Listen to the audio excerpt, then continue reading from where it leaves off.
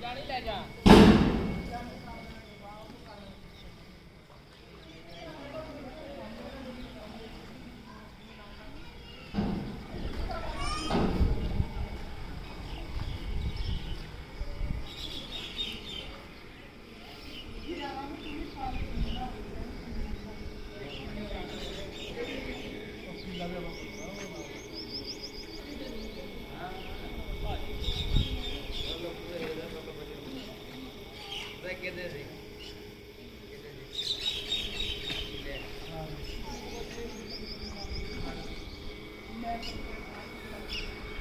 ਪਾਣ ਨਹੀਂ ਕਿ ਮੈਂ ਕਿੰਨੇ ਲੈਂਦਾ